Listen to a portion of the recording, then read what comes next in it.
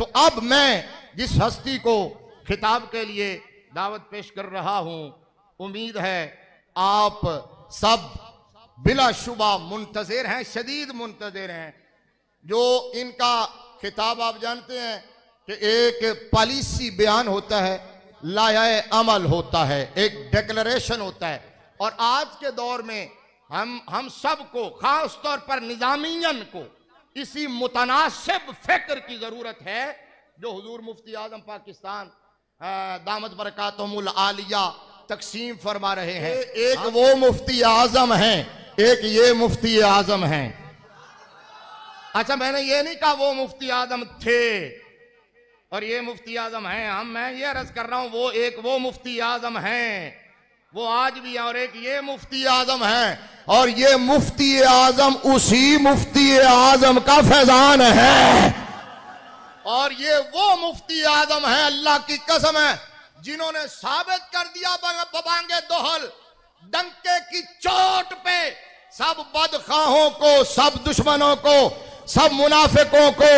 اور وقت کے یزیدوں کو، فرعونوں کو، سامراج کے گماشتوں کو بتا دیا ہے۔ او مفتی منیب الرحمن کسی عہدے کا محتاج نہیں ہے، عہدے مفتی منیب الرحمن کے محتاج ہے۔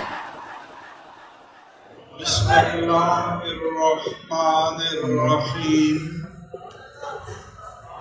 حامدا للہ عز وجل سبحانہ وتعالی،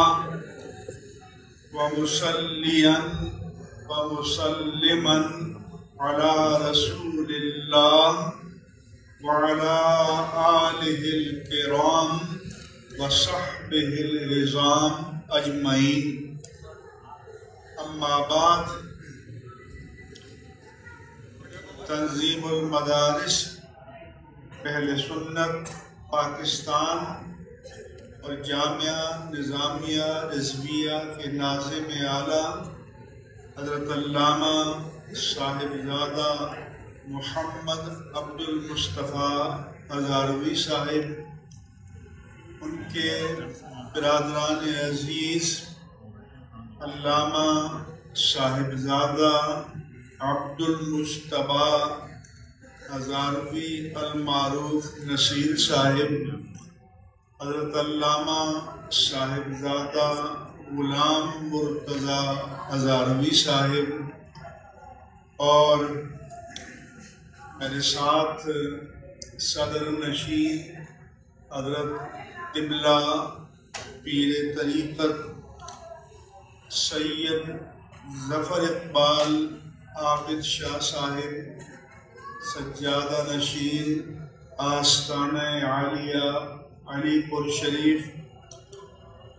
اور ہمارے استاد گرامی، استاد الاساتذہ علامہ مفتی محمد عبد القیوم ہزاروی، مفتی اعظم پاکستان رحمہ اللہ تعالی کی محبت کی ڈوری میں بندھے ہوئے، آپ سے وفا کی ڈوری میں بندھے ہوئے، اور آپ کی محبت کے خمیر میں گلے ہوئے شیخ الحدیث جامعہ نظامیہ رضویہ حضرت علامہ حافظ محمد عبد الستار سعیدی صاحب، اور حضرت علامہ ڈاکٹر فضل حنان سعیدی صاحب، حضرت علامہ ظہیر الدین بٹ صاحب، حضرت علامہ احمد رضا سیالوی صاحب، حضرت شیخ الحدیث علامہ غلام نصیر الدین چشتی صاحب، اور میرے ساتھ کراچی سے تشریف لائے ہوئے حضرت علامہ صاحبزادہ مفتی ندیر جان صاحب، اور انگلینڈ سے تشریف لائے ہوئے حاجی محمد گلزار صاحب، اور میرے عزیز القدر علامہ حافظ طاہر تبسم صاحب نے جن بزرگوں کے نام لیے ان سب کی تقریبات و تشریفات اور جامعہ نظامیہ رضویہ جو میری مادر علمی ہے اور جو ام المدارس ہے، یہاں کے جملہ قابل صد افتخار اساتذہ کرام، دور دراز سے تشریف لائے ہوئے مشائخ اعظام اور علماء کرام، خطباء اہل سنت اور علامہ پیر حامد سرفراز صاحب، اور آج مسند فضیلت پر فائز ہونے والے 300 عظیم القدر فضلائے کرام، حفاظ اعظام، قرائے کرام اور میرے تمام عزیز دینی بھائیوں، السلام علیکم ورحمۃ اللہ وبرکاتہ۔ آج دنیا میں جو کوئی بھی جہاں بھی ہمارے ساتھ شریک محفل ہے، میں انہیں بتانا چاہتا ہوں اور علامہ حافظ طاہر تبسم صاحب کی شہادت کی توثیق کرتا ہوں کہ الحمدللہ یہاں کے نیٹ ورک میں 8000 طلباء اور طالبات زیر تعلیم ہیں، اور یہ کہ یہاں درجہ حدیث میں پاکستان میں اہل سنت و جماعت کی سب سے بڑی کلاس ہے، جو 300 کی تعداد میں ہمارے علماء آج مسند فضیلت پر فائز ہو رہے ہیں۔ ابھی ایک میٹنگ تھی مدارس کے بارے میں، وزیر اعظم کے ساتھ حضرت صاحبزادہ محمد عبد المصطفیٰ ہزاروی اور تمام تنظیمات کے سربراہان اور عمائدین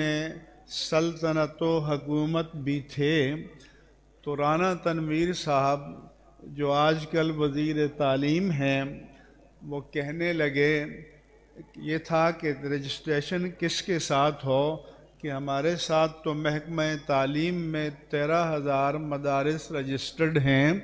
تو میں نے بڑے اجلاس میں وزیر اعظم کی موجودگی میں تمام جو ادارے ہیں ان کی موجودگی میں رانا تنویر سے کہا کہ آپ کا حلقہ انتخاب شیخو پورہ ہے، یہیں سے اٹھتے ہیں اور آپ کے شیخو پورہ میں جاتے ہیں، اور ہمارے جو مدارس ہیں، علماء ہیں، تعداد ہے، اللہ رویس الاشاد آپ کو بتائیں گے، مگر آپ خوردبین لے کر چلے جائیے گا اور ہمیں بتائیے گا کہ جو آپ کے ساتھ ملحق ہیں وہ کہاں پائے جاتے ہیں، اور علماء کہاں ہیں، طلباء کہاں ہیں۔ تو میں نے کہا کہ یہ فہرستیں لپیٹ لیجئے، جو دین کے اصل خدام ہیں اور جو دین کے اصل سرمایہ ہے، الحمدللہ الی احسان ہی،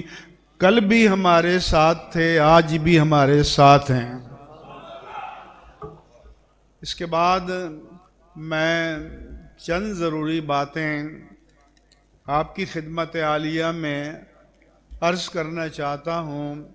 کہ ان مدارس کی ضرورت کیوں ہے۔ رب ذوالجلال نے قرآن کریم میں سورہ توبہ میں ارشاد فرمایا کہ وَمَا كَانَ الْمُؤْمِنُونَ لِيَنْفِرُوا كَافَّةً، یہ تو نہیں ہو سکتا کہ سارے کے سارے مسلمان اپنی صنعت، اپنی تجارت، اپنی حرفت، اپنی زراعت، اپنی معیشت، اپنا روزگار، اپنی ملازمت چھوڑ کر دین کے لیے نکل کھڑے ہوں، کیونکہ یہ تمام شعبے بھی معاشرے کی اپنی اپنی جگہ ضرورت ہیں۔ تو فرمایا کہ فَلَوْلَا نَفَرَ مِن كُلِّ فِرْقَةٍ مِّنْهُمْ، میرے رب نے فرمایا کہ یہ جو تمام شعبے ہیں ان میں جو لوگ مشغول ہیں مجھے ان کی ضرورت نہیں ہے، میرے دین کو ان کی ضرورت نہیں ہے، تو ایسا کیوں نہیں ہو جاتا کہ ہر فرقے، ہر گروہ، ہر علاقے، ہر قبیلے، ہر بستی میں سے کچھ لوگ اپنے آپ کو full time with all devotion and dedication دین کے لیے وقف کر کے نکل کھڑے ہوں لیتفقہوا فی الدین۔ کیوں؟ اس لیے کہ قوالیوں کی مجلسیں ہوں، اس لیے کہ نعت خوانیوں کی مجلسیں ہوں، اس لیے کہ بہروپیوں کی مجلسیں ہوں۔ میرے رب نے فرمایا کہ مجھے یہ سب نہیں چاہیے۔ میرے رب نے فرمایا کہ اگر مجھے اور میرے دین کو چاہیے تو دین کے ماہرین چاہیے۔ ہوتے ہوں گے ماہرین بحریات بھی، فلکیات بھی، ارضیات بھی، سائنس اور ٹیکنالوجی کے علوم بھی، سماجی علوم بھی، لیکن میرے رب نے فرمایا کہ میرے دین کو اگر چاہیے تو دین کا فقیہ چاہیے۔ اس لیے یہ ادارے اس لیے قائم کیے گئے ہیں کہ پورے انسانی اثاثے اور پورے انسانی سرمائے میں سے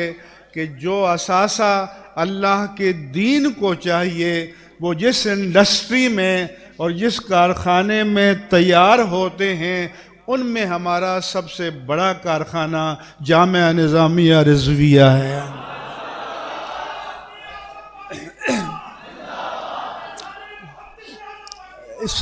اس لیے میرے عزیزوں، میں نے آج یہاں بلوچستان کے بڑی تعداد میں طلباء کو دیکھا تو میں مفتی اعظم پاکستان علامہ مفتی عبدالقیوم ہزاروی اور ان کے ان سب رفقاء کو، تلامذہ کو، ان سے فیض پانے والوں کو مبارکباد پیش کرتا ہوں کہ جن پہاڑوں پر سے ہمارے اداروں کے خلاف گولیاں اور راکٹ چل رہے ہیں وہاں سے کشید کر کے دین کے خدام یہ جامعہ نظامیہ رضویہ یہاں لا رہا ہے۔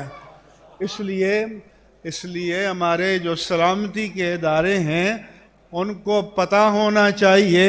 کہ جب آپ پر مشکل وقت آتا ہے تو پھر علماء کو پکارتے ہو، تو جب آپ راحت کے عالم میں ہوں تو تب بھی دین کے خادموں کو یاد کر دیا کریں۔ ہمارے ہاں پیغام آیا کہ دہشت گردی کے خلاف آپ پیغام دے دیں۔ ہم نے بہت بڑی کانفرنس منعقد کی، لیکن میں نے ان کو پیغام دیا اگر آپ چاہتے ہو کہ مشکل میں ہم آپ کے ساتھ کھڑے ہوں تو راحت میں آپ کو بھی دین کے ساتھ کھڑے ہونا چاہیے۔ اگر دین کے ساتھ کھڑے ہوگے تو پاکستان بھی سلامت رہے گا، پاکستان کے محافظ بھی سلامت رہیں گے، اور دین سے رشتہ توڑ دو گے تو تمہاری حرمتیں بھی پامال ہو جائیں گی۔ اس لیے میرے عزیزوں، یہ ادارے مراکز ہیں، ہم سے کہا گیا کہ آپ لکھ کر دیجئے کہ پہلی سے 12ویں تک تعلیم بھی دی جائے گی۔ تو یہ صاحبزادہ صاحب بیٹھے ہیں، میں نے کہا پہلے آپ یہ بتا دیں کہ اس ملک اور قوم کے جو بچے ہیں ان میں سے 3 کروڑ بچے اسکول میں جا ہی نہیں رہے، آپ کو ان کی فکر نہیں ہے؟ ان کی تعلیم کی آپ کو فکر نہیں ہے؟ ان کو تو ہم تعلیم بھی دے رہے ہیں، ان کو ہم تربیت بھی دے رہے ہیں، ان کو ہم اللہ اور اس کے رسول سے وفا کا رشتہ بھی استوار کر رہے ہیں۔ اس لیے تم یہ چاہتے ہو کہ ہم یہ لکھ کر دیں کہ اس ملک میں صرف اللہ کے دین کی تعلیم دینا جرم ہے، تو یہ سودا نہیں کیا جائے گا۔ اور جنہوں نے اس پر انگوٹھے لگائے ہیں ان کو مبارک ہو۔ میں نے کہا کہ ہمارے اکابر کی جو 250-300 سال سے امانت ہے، یہ حریت مدارس ہے، یہ حریت مساجد ہے، یہ حریت مسند تدریس ہے، یہ حریت مسند افتتاح ہے۔ جب تک جان میں جان ہے اور سانسیں آ جا رہی ہیں، ان کی آزادی پر سودا نہیں ہوگا اور ہر قیمت پر نہیں ہوگا۔ اور دین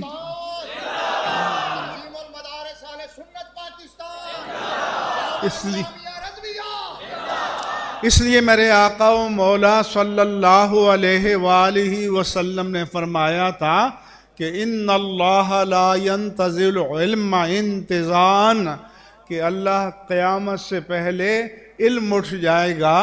ایسے نہیں اٹھے گا کہ کسی غبارے کی شکل میں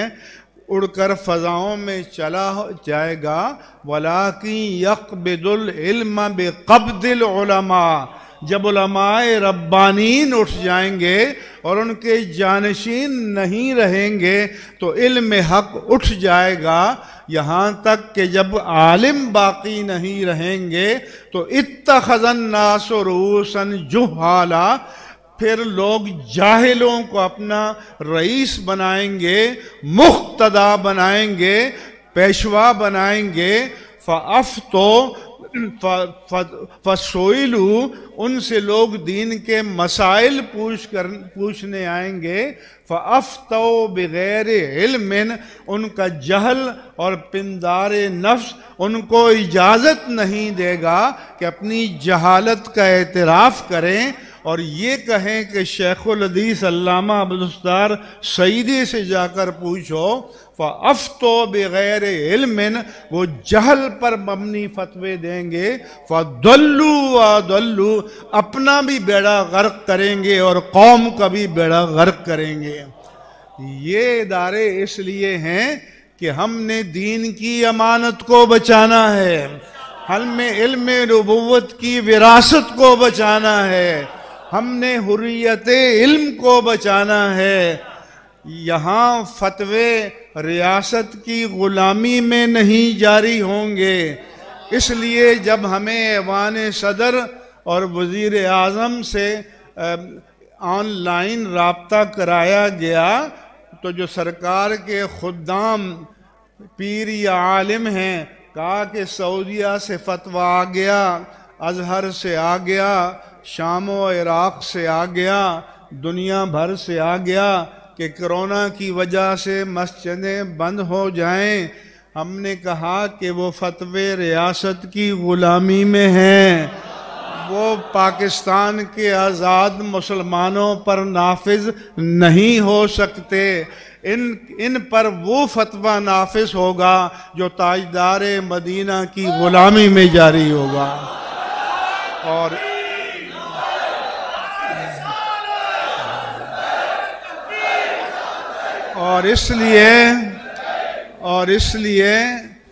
اس لیے روئے زمین کی مسجدیں حرمین طیبین سمیت بند ہو گئیں، یہاں بھی لوگوں نے تالے لگا دیے تھے، مگر اللہ کے کرم سے پاکستان کی مسجدیں ایک دن کے لیے بھی بند نہیں ہوئیں۔ اور اصلاح عقائد و اعمال کے نام سے جو ہم نے تمام علماء کی تصدیقات و توثیقات کے ساتھ جو اپنا موقف لکھا ہے، اس میں امام اہل سنت مجدد دین و ملت امام احمد رضا خان قادری محدث بریلی رضی اللہ تعالی عنہ کا وہ 12 نکاتی منشور بھی لکھا ہے کہ اہل سنت و جماعت کو آج کیا چاہیے، اور آپ کے وصال کو 104 سال ہو چکے ہیں، اور 104 سال بعد ہم نے آپ کو بتا رہے ہیں کہ فرمایا کہ اہل سنت کی نشت و نہضت کے لیے کیا چاہیے، امراء کا علماء کا اتفاق، علماء کا اتفاق، اور وہ یہاں مفقود، اور امراء کا انفاق لوجہ الخلاق، اس لیے نہ دیں کہ کوئی انہیں محسن انسانیت کہے، محسن اہل سنت کہے، اس لیے خرچ کریں کہ رب راضی ہو جائے۔ اور پھر آپ نے فرمایا کہ مدارس قائم کیے جائیں، تصنیفات کیے جائیں، نہ یہ لکھا کہ نعت خوانیوں کی مجلسیں قائم کی جائیں، قوالیاں کی جائیں، لنگر جاری کیے جائیں۔ امام اہل سنت نے فرمایا کہ اہل سنت کا عروج چاہیے تو مدارس قائم کیے جائیں۔ اس لیے الحمدللہ علی احسانہ ہم امام اہل سنت کے مشن پر قائم ہیں، اور ہم جو کچھ خدمات انجام دے رہے ہیں الحمدللہ یہ چشم فلک بھی اس پر شاہد ہے، یہ اللہ کے بندے بھی اس پر شاہد ہیں۔ دوسرا یہ کہ عقائد پر اور ضروریات دین پر، ضروریات مسلک اہل سنت و جماعت پر کوئی کمپرومائز نہیں ہوگا، کوئی سودا بازی نہیں ہوگی، کوئی کتنی ہی تقدیس کا حالہ پہن کر کیوں نہ آئے، اس لیے عقائد اہل سنت پر کوئی سودا بازی نہیں ہوگی۔ ہمارے لیے رول ماڈل، ہمارے لیے میرٹ، ہمارے لیے میزان، ہمارے لیے ترازو وہ ہے جو امام اہل سنت نے طے کر دیا ہے۔ اس لیے عقائد حق اور اہل سنت و جماعت پر کوئی کمپرومائز نہیں ہوگا۔ آج فیصلہ کن وقت ہے، اور یہ دجل و فریب بھی نہیں چلے گا کہ بظاہر یہ دکھائیں کہ ہم اہل بیت اطہار کی محبت کرتے ہیں۔ اہل بیت کے اطہار کے حقیقی محب اہل سنت و جماعت ہیں۔ اہل بیت اطہار کے حقیقی محب امام اہل سنت کے پیروکار ہیں۔ اہل بیت اطہار کے حقیقی محب مفتی اعظم پاکستان کے یہ تلامذہ ہیں، ہم خدام ہیں۔ اس لیے اہل بیت اطہار کی کتنی بھی عظمت بیان کرو ہمیں قبول ہے، مگر حدود شرع میں رہتے ہوئے، کیونکہ اللہ کے رسول نے فرمایا کہ لا تأطرونی کما اطرت النصارى المسیح ابن مریم، کہ اور تو چھوڑو، میرے آقا نے فرمایا کہ حدود شرع سے ماورا جس طرح نصارہ نے مسیح ابن مریم کو مقام نبوت سے اٹھا کر ابن اللہ بنا دیا، میری شان میں یہ مبالغہ جائز نہیں ہے۔ تو جب تاجدار کائنات اور محبوب رب العالمین امام الانبیاء سید المرسلین کی شان میں حدود شرع سے ماورا مبالغہ جائز نہیں ہے، تو کسی اور کے لیے کسی بھی درجے میں جائز نہیں ہو سکتا۔ اس لیے اہل بیت اطہار کی شان ہم سنیں گے، ہمارے قلب کو سرور ملے گا، ہمارے روح کو سکون ملے گا، لیکن اگر اس کی آڑ میں کوئی صراحتاً، اشارتاً، کنایتاً، تعریضاً، توریتاً کسی بھی صحابی رسول کی اہانت کرے گا تو یہ کسی بھی درجے میں قابل قبول نہیں ہے، یہ کسی بھی درجے میں قابل قبول نہیں ہے۔ اور جس مجلس میں یہ کہا گیا ہو کہ میں، اور وہاں اسٹیج سے داد دی جا رہی ہو کہ میں آل رسول ہوں، میرا نسب بیان ہوگا، فلاں بن فلاں بن فلاں 1450 سال کا سفر طے کر کے بن امام حسین زین العابدین بن امام حسین بن علی بن ابو طالب، محمد تو ہے ہی نہیں، تو محمد کو ابو طالب میں ضم کر دیا۔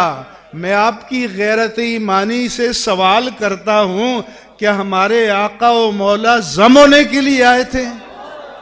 کیا آپ کو اس سے بڑھ کر کوئی اہانت ہو سکتی ہے؟ کیا میرے آقا کی حیثیت کوئی ڈپلیکیٹ یا ثانوی تھی؟ لہذا یہ کسی درجے میں قابل قبول نہیں ہے۔ کوئی بھی تقدیس کا حالہ اوڑھے یہ قابل قبول نہیں ہے۔ جس نے آل رسول بننا ہے، میرے آقا و مولا نے اس کا میرٹ بتا دیا کہ کل بنی ابن اور کل بنی انسا عصبتہ من ابی الا بنی فاطمہ۔ جو کسی مرد کا بیٹا ہے، جو کسی عورت کا بیٹا ہے، اس کا عصبہ اور اس کا باپ ہوگا، اس کا نسب اس کے باپ سے چلے گا، مگر سیدہ کائنات اور خواتین جنت کی سردار، خواتین عالم کی سردار، میرے آقا کی لخت جگر، میرے آقا نے فرمایا کہ ان کی اولاد کے لیے یہ میرٹ توڑ دیتا ہوں، ان کی اولاد پر یہ میرٹ نافذ نہیں ہوگا، ان سے اس جنکشن سے لائن بدل جائے گی۔ فَأَنَا عَصَبَتُهُمْ، ان کا عصبہ میں ہوں۔ اس لیے حضرت علی کی جو غیر فاطمی اولاد ہے علوی کہلائے گی، آوان کہلائے گی، لیکن سید نہیں کہلائے گی۔ لہذا یہ دجل، یہ فریب، یہ مکر، یہ ہیلے یہ عقائد حقہ کے مقابل تسلیم نہیں کیے جائیں گے۔ اور آج جو آپ کو مشن دیا جا رہا ہے، آج جو آپ کو پیغام دیا جا رہا ہے، جو مجھ سے پہلے بتایا کہ ہمارے اکابر کا افتخار تھا تسلب فی الدین، دین پر استقامت کے ساتھ قائم رہنا، حالات کچھ بھی ہوں۔ اور جسے رب کائنات نے قرآن مجید میں مقام مدح میں بیان کیا، رسوخ فی الدین ہے۔ اس لیے تسلب فی الدین ہمارا شعار، رسوخ فی الدین ہمارا شعار، تعصب نہیں ہے۔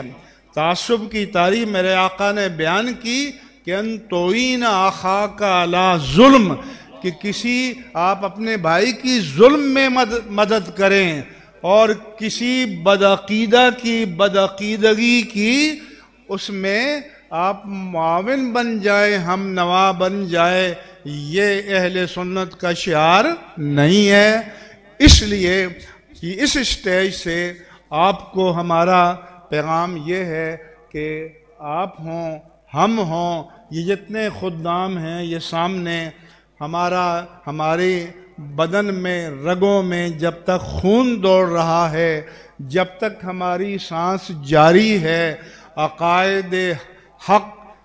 اسلام اور عقائد حقہ اہل سنہ والجماع پر کوئی کمپرومائز نہیں کیا جائے گا، کوئی بلیک میلنگ قبول نہیں کی جائے گی۔ اور محدث اعظم پاکستان رحمہ اللہ تعالیٰ کا یہی مشن تھا۔ اس لیے ہمارے اکابر کو پاکستان کی سرزمین پر بڑا ٹائم ملا، کوئی 1940 میں آئے، کوئی اس سے پہلے آئے، کوئی اس کے بعد آئے، لیکن 10-12 سال کے عرصے میں محدث اعظم پاکستان نے اس سرزمین پر جو حق کا پرچم بلند کیا اور اہل سنت کے عقائد پر جو پہرا دیا، میرے عزیزوں میں پوری دیانت سے کہتا ہوں کہ اس کی کوئی اور مثال ہمارے سامنے نہیں ہے۔ اس لیے یہ ہمارا عقیدہ ہے، ہمارا مشن ہے۔ ان اساتذہ کا جو میرے دائیں اور بائیں ہیں یہ پیغام ہے، اور آپ علماء نے جڑ کر رہنا ہے۔ ہم کراچی میں جو بھی کرتے ہیں، علماء کو جمع کر کے، خطباء کو جمع کر کے، مدرسین کو جمع کر کے، مؤلفین کو جمع کر کے کوئی تنظیم ہے یا نہیں؟ ہمارا نظم غلامی مصطفیٰ ہے۔ لہذا جو غلامی مصطفیٰ کی ڈوری میں بندھا ہوا ہے وہ ہمارا قائد ہے، مقتدا ہے، پیشوا ہے، رہنما ہے۔ ہم نے اس کے ساتھ کھڑا ہونا ہے۔ اور میں نے مجھے عرض کیا تھا کہ بلوچستان کے طلباء کو دیکھ کر خوشی ہوئی